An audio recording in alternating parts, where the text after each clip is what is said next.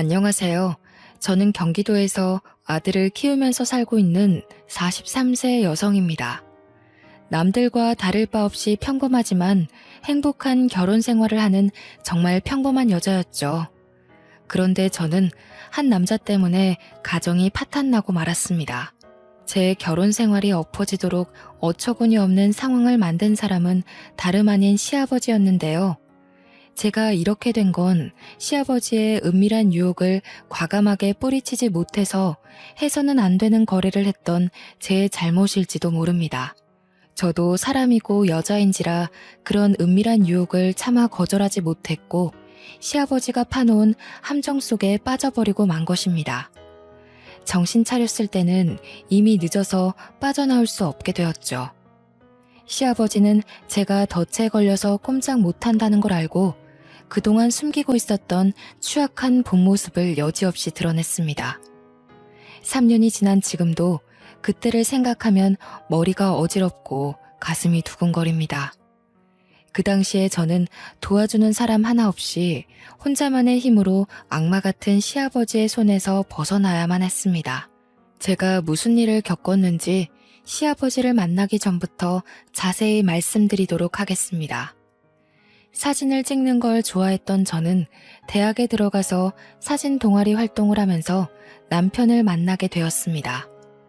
제가 사진을 좋아하게 된 건 부모님의 영향이 컸죠. 저희 엄마는 사진 작가셨고 아버지는 엄마의 열렬한 팬이었습니다. 그래서 부모님은 주말이나 휴가철이 되면 어김없이 저를 데리고 사진을 찍으러 나가셨어요. 그러고 보니 저도 자연스럽게 사진을 좋아하게 되었고 고등학교에 들어가자마자 아버지에게 비싼 카메라를 선물 받기도 하였습니다. 당연히 저는 대학을 다니며 사진 동아리 활동에 열정을 다했습니다. 정말 사진이 좋아서 동아리 활동에 온갖 정성을 다했는데 그곳에서 남편에게 반하게 되었죠. 남편은 사진 동아리 회장이었고 군대를 다녀와서 저보다 훨씬 연상이었습니다. 저보다 사진에 대해 많이 알았고 전문가 포스가 느껴져서 한눈에 반할 수밖에 없었는데요. 저는 주로 풍경 사진을 찍었지만 남편은 인물 사진을 주로 찍었습니다. 남편은 아이들이나 도시인들의 모습을 포착해서 필름에 담는 걸 좋아했거든요. 동아리 지도 교수님도 남편의 사진을 볼 때마다 훌륭하다면서 칭찬을 아끼지 않으셨습니다. 야, 얘들아 이것 봐라. 정욱이 사진에는 이 이야기가 들어있어. 딱 봐도 사진이 살아있잖아. 제가 봐도 남편의 사진은 구도가 특이했고 생동감이 있어 보였습니다. 동아리에서 사진전을 해도 남편이 가장 주목받았죠. 저도 남편과 같이 활동하면서 남편은 물론 남편의 사진에 푹 빠졌습니다. 선배 사진은 뭐랄까 참 따뜻하고 깨끗해. 그래서 너무 좋은 것 같아. 선배가 보기에는 내 사진 어때? 정혜 너는 너무 많은 걸 렌즈에 담으려고 해. 렌즈를 통해서 세상을 볼 때는 욕심을 버리고 마음을 비워야 돼. 저는 그게 무슨 말인지 몰라서 가르쳐 달라고 했고 남편은 저에게 성심성의껏 사진 강의를 해주었습니다. 동아리에서 나가는 출사가 아니라 남편 혼자서 떠나는 출사에도 제가 따라갔죠. 그러다 보니 친한 선후배 사이를 넘어서 주말마다 만나서 데이트를 하는 연인이 되어버렸습니다. 나중에는 저희 둘만 따로 시장이나 거리를 누비면서 인물 사진을 찍기도 했고 인적이 드문 산이나 계곡을 찾아서 아름다운 자연을 렌즈에 담기도 했어요. 그리고 남편이 졸업을 할 무렵에 제게 프로포즈를 했습니다. 남편의 프로포즈는 독특했어요. 사진을 찍는 사람답게 저를 곁에서 지켜보면서 찍은 여러 장의 사진들을 모아서 주었습니다. 남편의 사진 속에 담겨있는 제 모습을 보니 부끄럽기도 했지만 제가 특별하게 느껴지더군요. 그래서 결혼하자는 약속을 하고 남편이 직장을 구하자 바로 식을 올렸습니다. 이제 남편을 내조해주며 화목한 가정을 꾸리면 되겠다 싶었는데 그때부터 문제가 생겨버렸습니다. 시아버지께서 결혼하면 시댁에 들어와 살라고 하시더라고요. 저는 당연히 분가할 줄 알았는데 느닷없이 시댁살이를 하라고 하니까 당황스러웠습니다. 시댁에 와서 살라고요? 상견례 때는 그런 이야기 없으셨잖아요. 그걸 미리 말해야 하니? 넓은 집 놔두고 돈 들여서 새 집 구할 필요는 없잖아. 그리고 나도 며느리가 차려주는 밥상 한번 받아보자. 시아버지의 말에 저보다 시어머니가 먼저 반기를 드셨습니다. 요즘은 며느리가 들어와 살겠다고 해도 시부모가 눈치 보기 싫어서 나가라고 하는 거 몰라요? 당신은 편할지 몰라도 나하고 며느리는 불편하단 말이에요. 오호, 누가 평생 데리고 살겠대? 손주 생기기 전까지만 같이 살자는 거야. 원래 가족이란 같이 살면서 정드는 거라고. 당신은 아무것도 모르면서 가만히 있어. 시어머니는 그냥 둘이 나가서 살아라고 하셨지만 시아버지는 끝까지 고집을 피우셨습니다. 결국 저희 남편도 시아버지 말대로 하자고 해서 시댁살이를 하게 되었죠. 저는 그래도 그동안 봐온 시부모님 성격을 알고 있기에 같이 살아도 괜찮을 거라고 생각했습니다. 그런데 막상 살아보니 제가 생각한 거랑 다르더군요. 시아버지께서 부지런해도 너무나도 부지런해서 울고만 싶어졌습니다. 시아버지는 새벽 4시만 되면 어김없이 일어나서 하루를 시작하셨거든요. 그 덕분에 저까지 새벽잠을 설치게 되었습니다. 게다가 시아버지는 아침을 꼭 챙겨 드셨습니다. 남편과 저는 간단하게 빵과 우유로 아침밥을 챙겨 먹거나 아예 건너뛰었는데 시아버지는 아침 식사를 거하게 차려드려야 했습니다. 최소한 5가지 이상의 반찬과 국이 있어야 했는데요. 그것도 새 반찬과 새 국이어야 했습니다. 미리 만들어 놓으면 싫어하셨죠. 시어머니가 그 말을 전해 들었을 땐 제가 얼마나 힘들어할지 몰랐습니다. 정말로 이렇게 할 수 있겠어? 내가 새벽에 일어나서 도와줄까? 나도 포기했는데 네가 할 수 있겠니? 나는 내 남편이니 싸우면 되지만 너는 며느리라 별소리도 못할 거다. 네 시아버지가 워낙 까다로워서 네가 많이 힘들고 피곤할 거다. 괜찮아요. 안 도와주셔도 돼요. 밥만 차려드리고 다시 자면 되죠. 아버님을 위해서 그 정도는 당연히 해드려야 한다고 생각해요. 어머님께서 너무 걱정을 하시길래 왜 그러나 했습니다. 그때까지만 해도 반찬과 국 이야기만 들었지 아침 시간대를 못 들었거든요. 아침을 새벽 3, 4시부터 준비해야 할 줄은 전혀 몰랐습니다. 물론 저도 아버님께 조금만 늦게 일어나시면 안 되냐고 여쭈어봤죠. 그런데 시아버지께서 아침을 드시고 바로 헬스클럽에 운동을 하러 가시기 때문에 이른 식사 시간대를 고집하셨습니다.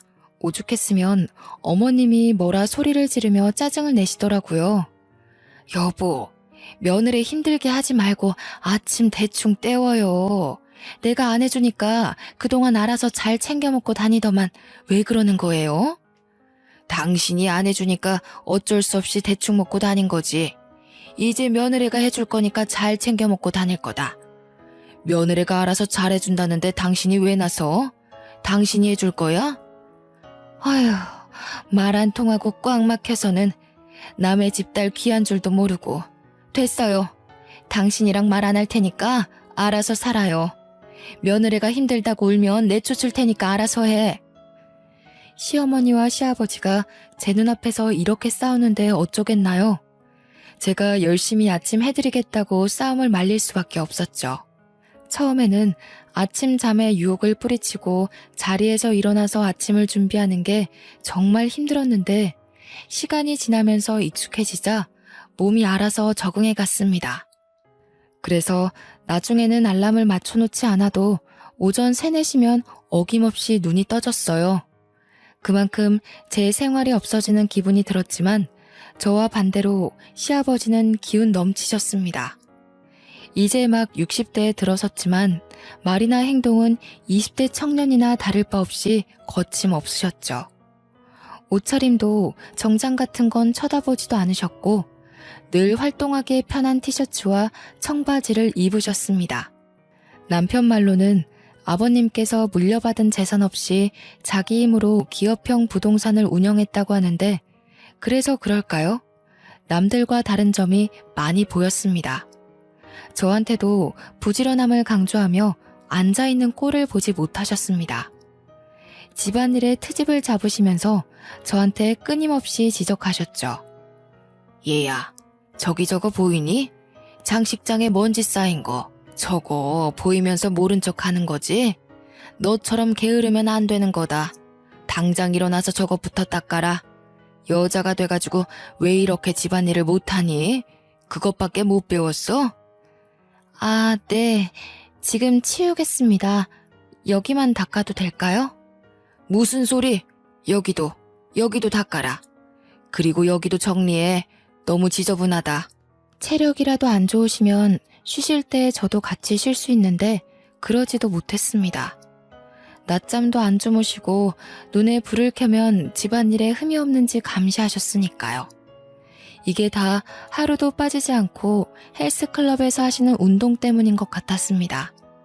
체력이 있으니 저를 못살게 구는 거겠죠. 집안일 하기도 벅차 죽겠는데 저한테 몸매 지적까지 하셨습니다. 남편이 퇴근하고 와서 소파에 누워있길래 저도 같이 누워있었는데 아버님이 저한테만 뭐라 호통치시더라고요. 아유, 너는 내가 볼 때마다 누워있는 것 같다. 여자가 돼가지고 몸매 관리도 안 하는 거냐? 어째 갈수록 살이 붙는 것 같아. 곧 애도 가져야 할 텐데 뱃살이 늘어나면 애 낳는 것도 힘들어진다. 나를 봐. 어디에 가도 환갑을 넘긴 나이라고 하면 모두 깜짝 놀라. 네, 해야죠. 해야 되는데 몸이 안 따라주네요. 아버님께서 제 몸을 위아래로 훑어보시더니 자기 몸을 보라며 근육질 몸매를 자랑하셨습니다. 안 그래도 결혼 후에 나날이 늘어가는 뱃살 때문에 걱정됐거든요.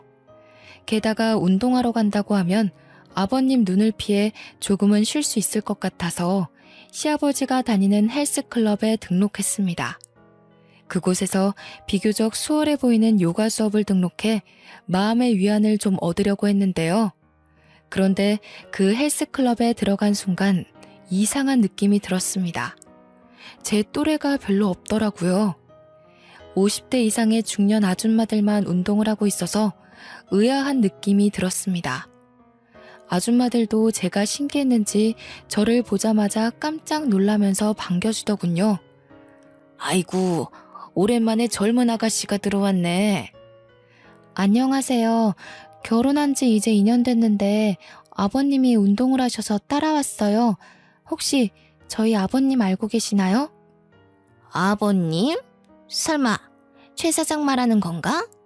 어머나, 최 사장 며느리란 말이야?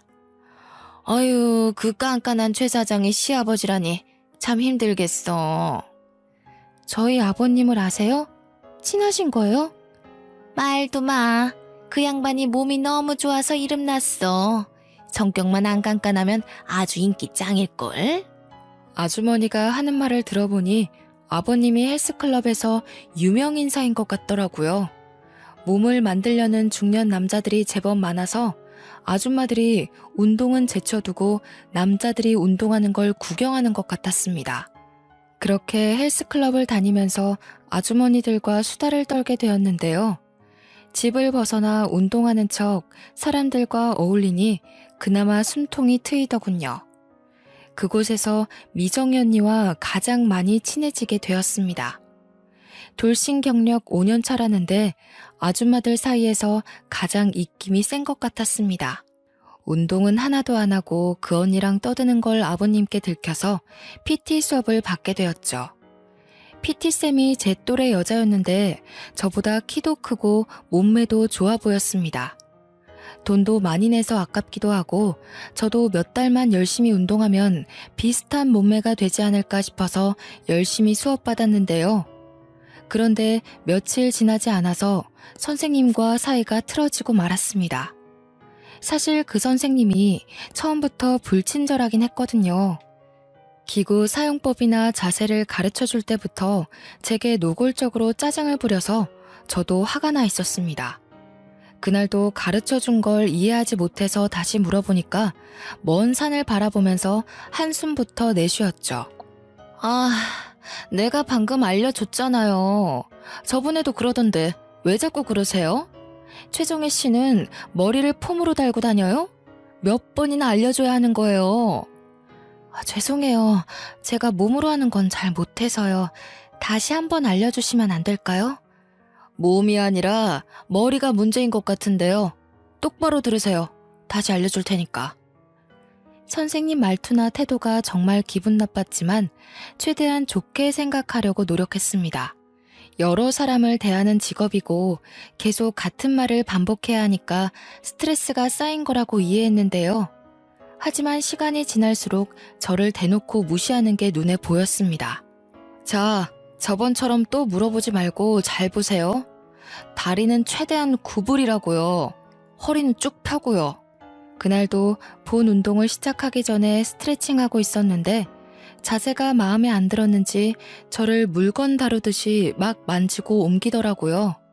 당황스러워서 순간 몸이 굳어버리니까 선생님이 평소보다 더 짜증을 냈습니다. 아니, 움직이라고요. 그게 아니잖아요. 진짜 짜증나게 하네. 머리를 들라고요. 그 여선생이 화가 난 듯 신경질적으로 소리를 치면서 제 머리채를 잡아당겼습니다. 아무리 좋게 생각해도 이건 아니라는 생각이 들어서 저도 소리를 지르기 시작했습니다. 지금 뭐 하시는 거예요? 보자 하니까 정말 저한테 지금 화풀이 하시는 거예요? 제가 처음으로 소리를 지르면서 난리를 피우는데 선생은 눈 하나 꿈쩍하지 않았습니다. 당연히 사과할 줄 알았는데 뭐가 문제냐는 듯 팔짱을 끼고 저를 멀뚱하게 쳐다보더라고요. 뭐가요? 지금 그쪽이 못해서 이러는 거 아니에요. 운동을 하자는 거예요? 말자는 거예요? 아니, 운동 가르친다고 머리채 잡아당기고 소리 지르고 이래도 되는 거예요? 이런 일이 한두 번도 아니고 당장 사과하세요. 최정혜 씨가 말귀를 못 알아들으니까 직접 몸으로 보여준 것 뿐이에요. 제가 왜 사과를 해야 되죠? 사과는 그쪽이 해야 하는 거 아니에요? 뭐라고요? 진짜 미친 여자 아니야. 뭐 이런 게 다 있어? 나 사과 받고 환불 받을 거니까 당장 팀장 불러와. 제가 선생한테 삿대질을 하면서 소리를 질러대니까 아줌마 부대가 몰려오더군요. 트레이너 팀장도 제 목소리를 듣고 급히 달려오는 게 보였습니다. 저는 사람들 앞에서 당한 일들을 그대로 말했지만 저한테 갑질을 해댄 선생은 제가 하는 말이 거짓말이라고 하더라고요. 팀장은 누구의 편도 들지 못한 채 난처한 표정을 짓고 있었습니다. 그때 미정희 언니가 나서서 CCTV가 달린 곳을 가리키며 말하였습니다. 팀장님, 왜 가만히 서 있는 거야? 둘 다 하는 말이 다르면 CCTV부터 확인해야지. 팀장이 CCTV를 확인해보겠다고 하니까 그 자리에 있던 모든 사람들이 사무실로 우르르 몰려갔죠. CCTV 영상을 재생시키니 역시나 선생이 제게 저지른 짓이 그대로 드러났습니다. 어머, 세상에 저게 뭐야? 머리채를 잡고 삿대질까지 하네. 선생님 원래 그런 사람이었어? 어휴, 뭐야, 무서워서 못 쓰겠네. 정말이네. 잘하면 한 대 칠 기세야. 너무 무섭다. 도대체 왜 그런 거야? 우리한테는 그런 적 없잖아. 우리보다 어려서 만만했던 건가? 아니, 그게 아니라 저는 잘 가르치려고 했는데요. 뭘 잘 가르치려고 했어? 딱 봐도 머리채 잡고 삿대질밖에 안 했구만. 맞아. 정신 나간 거 아니야? 동네에 소문내서 장사 못하게 해줄까? 아줌마들이 소문내자면서 수군거리기 시작하자 팀장이 그 선생에게 정중히 사과하라는 지시를 내렸습니다. 그제서야 그 선생이 마지못해서 사과를 하더군요. 저는 환불해달라고 했다가 팀장의 설득에 넘어가 담당 트레이너를 교체하기로 했습니다. 팀장은 제게 다른 남자 트레이너를 붙여주었는데요. 그 뒤로 그 버릇없는 여선생과 마주쳐도 인사도 하지 않고 외면하게 되었습니다. 미정희 언니도 저만 보면 그 여선생을 엄청나게 씹더라고요. 야 저 봐라. 너 무시하고 지나가는 거 회원이면 웃으면서 인사해야 하는 거 아니니? 안 그래도 저 여자 마음에 안 들었어. 말도 함부로 하고 행실이 아주 개판이었거든. 미정희 언니는 그 선생이 얼굴도 반반하고 몸매도 좋다고 남자 회원들에게 인기가 많은 것만 믿고 아나무인으로 설쳐댄다고 뒷담을 해댔습니다. 저는 그 말을 듣고 맞장구를 쳐주며 예전에 당한 서름을 풀었죠. 많아요, 언니. 저 여선생 때문에 기분 나빴던 적 진짜 많아. 언니 없었으면 이미 그만두고 안 왔을 거예요. 너한테만 그러는 게 아니라 여자들한테는 아주 밥맛 없이 굴더라. 우리 클럽에 남자들이 많이 꼬이는 건 전부 저 여자 때문이야. 남자들한테만 잘해줘서 이상한 소문까지 돌더라니까.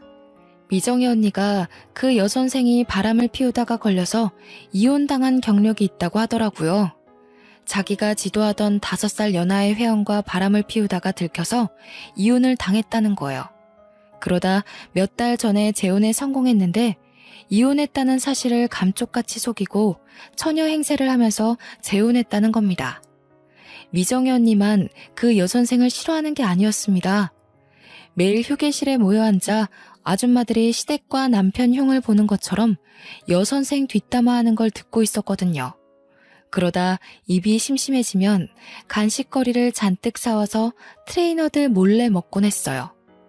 팀장님한테 들킨 적도 많이 있었지만 아줌마들 입김이 세서 어찌할 수가 없었습니다. 아이고 어머님들 이게 다 뭐예요? 또 여기서 과자 드시는 거예요? 살 빼러 왔다가 살이 왕창 불어서 가시겠어요. 적당히 드세요. 우리 몸은 우리가 알아서 관리할 테니까 걱정하지 마세요. 너무 그러지 말고 정 팀장도 여기 앉아서 빵 하나만 먹고 가. 아줌마들은 싫다는 팀장에게 억지로 빵이나 음료수를 쥐어주곤 했죠. 아버님을 피해 도망오려고 했던 저는 당연히 운동보다는 푸짐한 간식을 앞에 두고 편안한 소파에 앉아서 수다 떠는 재미에 점점 빠지게 되었어요. 그런데 몇 달 후에 시아버지와 여선생이 심상치 않은 관계라는 사실을 알게 되었습니다. 그날은 운동을 하러 아침 일찍 나갔었는데요. 원래 이른 새벽부터 점심때까지 집안일을 하고 오후에 헬스클럽에 나갔었는데요. 그 시간대에만 수업이 가능하다는 핑계를 대고 아주머니들이 많이 모여있는 시간대를 선택한 것이었습니다. 그런데 에어로빅이라는 새로운 수업이 생겨서 아주머니들이 아침 일찍 모이자고 했거든요. 오랜만에 만반의 준비를 하고 나갔는데 너무 이른 시간대 수업이라서 그런지 아주머니들이 거의 못 오셨더라고요. 그나마 온 분들도 피곤하다고 집에 가겠다고 하길래 휴게실에 잠깐만 앉아 있으려고 했습니다. 집에 가면 아버님이 있을까봐 조금만 더 있다가 가려고 했죠. 그런데 휴게실에 들어가니 시아버지와 여선생이 딱 붙어 있는 거 보고 깜짝 놀랐습니다. 아버님과 여선생도 놀라서 얼른 떨어져 앉더군요. 아니, 세기 네가 이 시간에 웬일이냐? 원래 이 시간대에 안 나오지 않아? 에어로빅 수업이 새로 생겼길래 그거 들으려고 왔어요. 저는 이만 가볼게요. 아버님한테 무슨 말을 해야 할지 모르겠더라고요. 충격을 너무 많이 받았는지 머릿속이 새하얘져서 급히 휴게실에서 나와버리고 말았습니다. 둘 사이가 정말 수상하다는 생각했지만 확실한 증거가 없으니까요. 시아버지를 추궁할 수 없는 노릇이라 증거를 찾으려고 노력했습니다. 그날 이후로 아버님 뒤를 졸졸 따라다니며 어딜 돌아다니나 확인했는데요.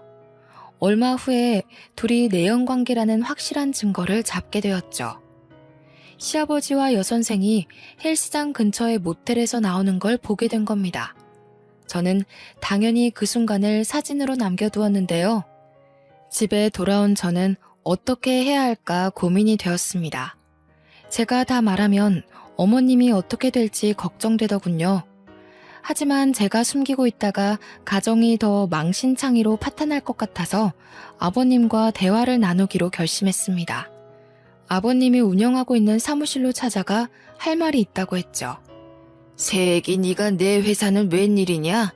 할 말이 있다는 연락은 받았다만. 설마 그 일 때문에 그러니? 아버님도 잘 아시네요. 여기서 할 이야기는 아닌 것 같은데. 나가서 이야기해요. 저는 시아버지와 함께 조용한 카페로 들어가서 휴대폰에 찍힌 사진을 보여드렸습니다. 아버님이 그 사진을 보고 눈이 커졌길래 마음속에 담아놓은 말들을 꺼내놓았습니다. 아버님, 대체 이게 뭐 하는 짓이에요? 딸 같은 여자애랑 내연관계를 가지다니 부끄럽지도 않으세요? 고개를 숙이고 한참 동안 말이 없던 아버님께서 천천히 입을 여셨습니다. 너한테는 입이 10개라도 할 말이 없다.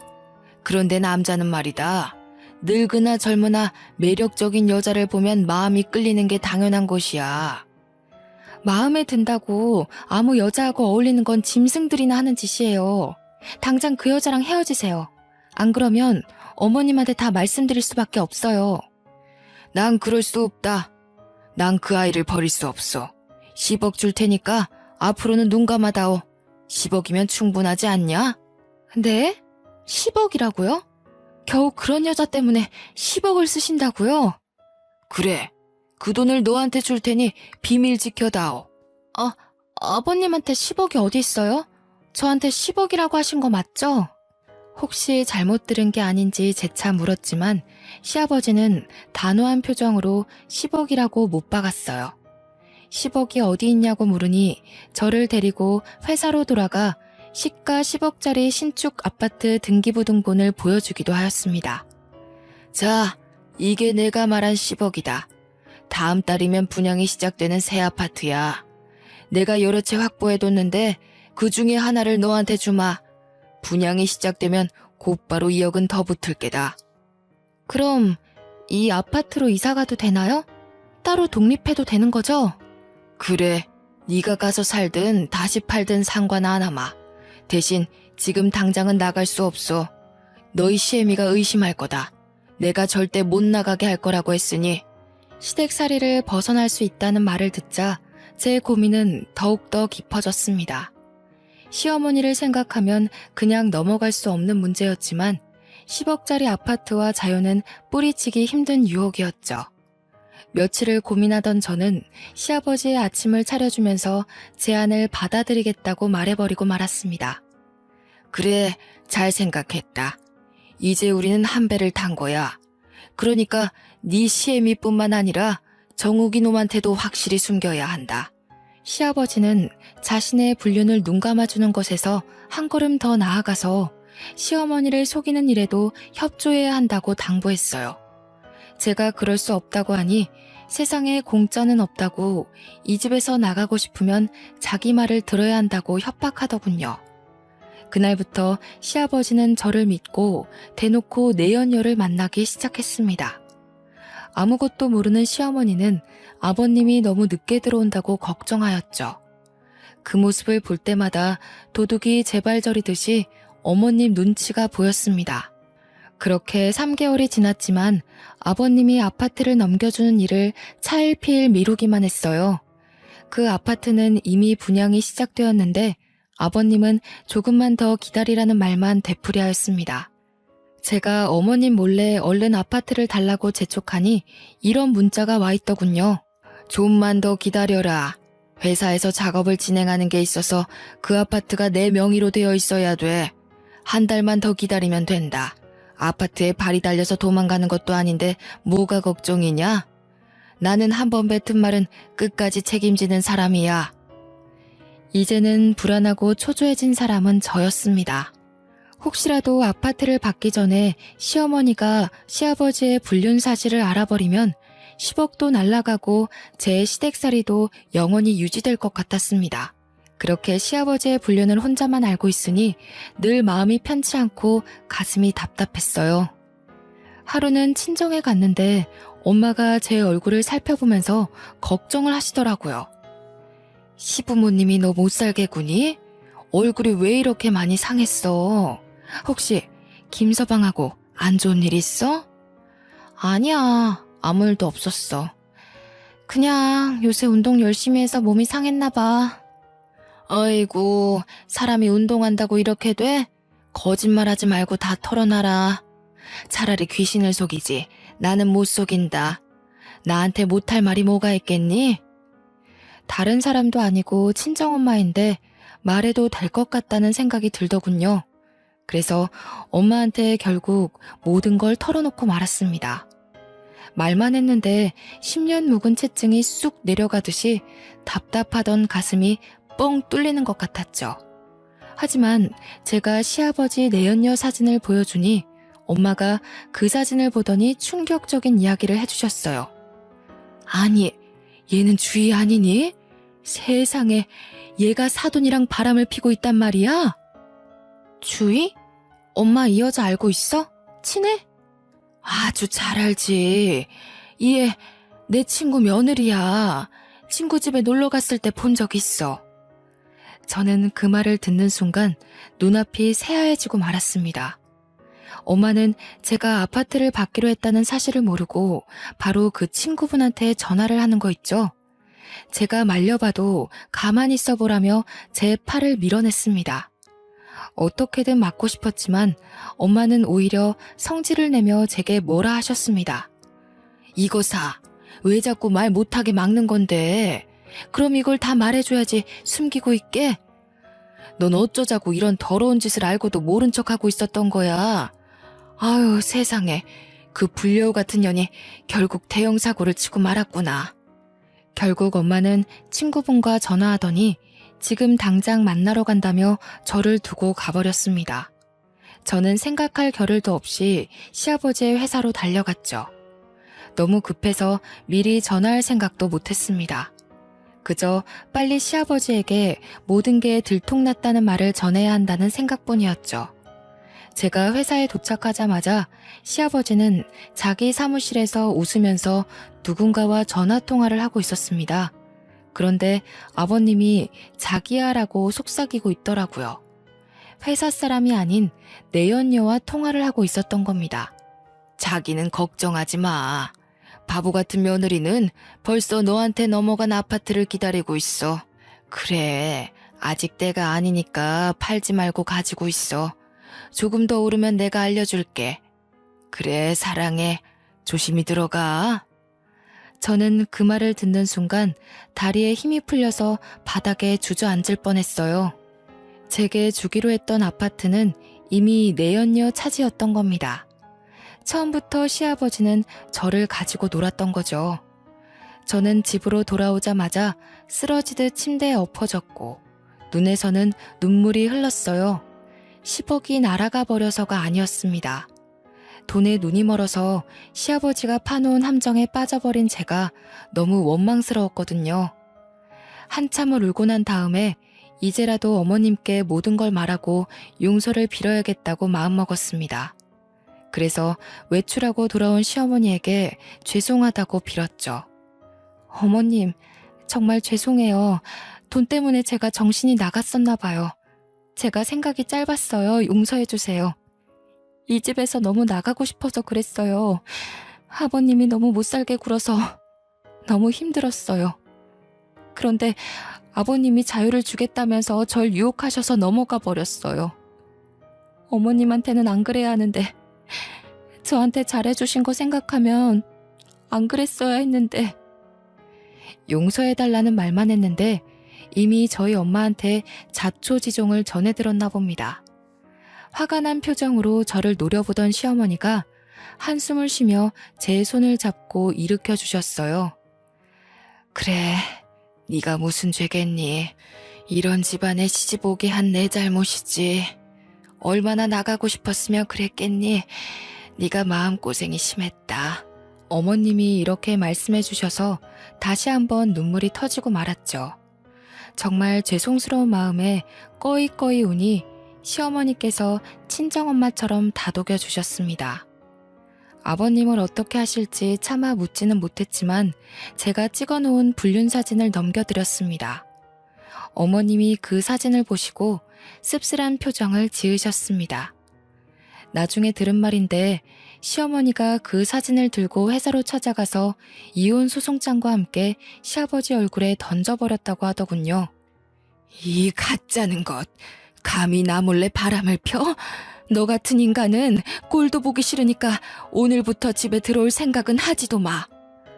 어머님은 그 길로 집에 오자마자 아버님 옷이나 전자기기를 사무실로 모두 보내버렸습니다. 내연녀는 더 비참한 처지가 되었죠. 헬스클럽에 쳐들어온 엄마 친구분에게 머리채를 잡아뜯겼거든요.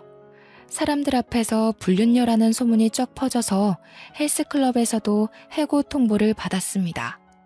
시어머니는 여선생을 상대로 상간녀 소송을 해서 시아버지가 준 아파트를 받아냈습니다.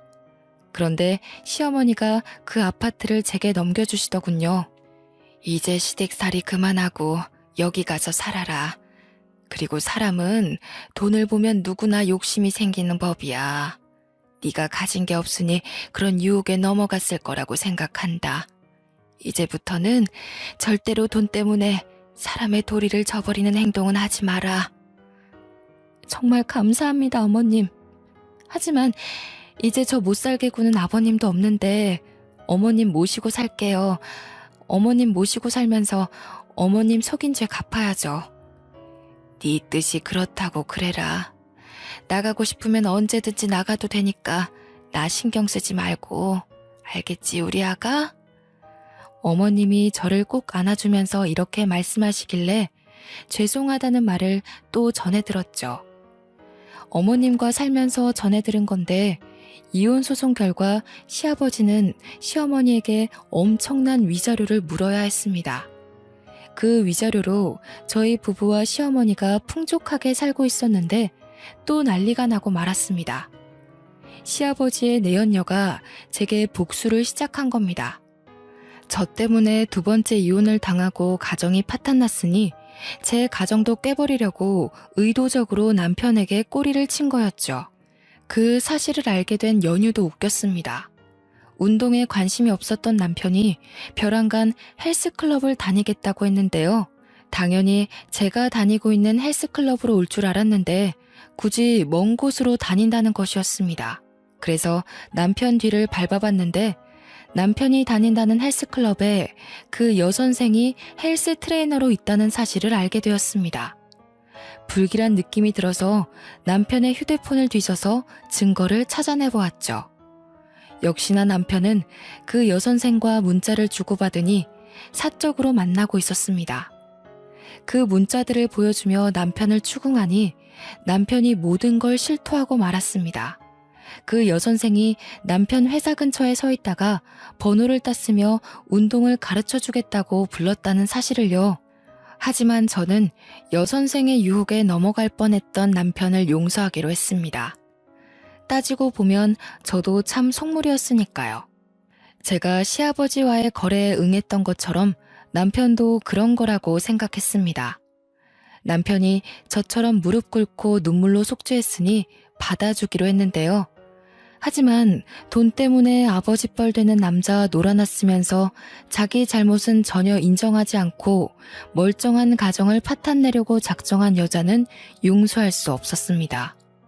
그래서 미정이 언니를 포함한 아줌마 부대에게 모든 걸 이야기하였습니다. 그 언니들을 데리고 가서 여선생이 있다는 헬스클럽에 난리를 피웠죠. 헬스클럽 팀장으로 보이는 사람에게 여선생이 이 동네에서 어떤 짓을 저질렀는지 다 까발렸습니다. 결국 여선생이 그 헬스클럽에서도 해고를 당하자 제가 있는 헬스클럽으로 와 사과를 하기도 하였습니다.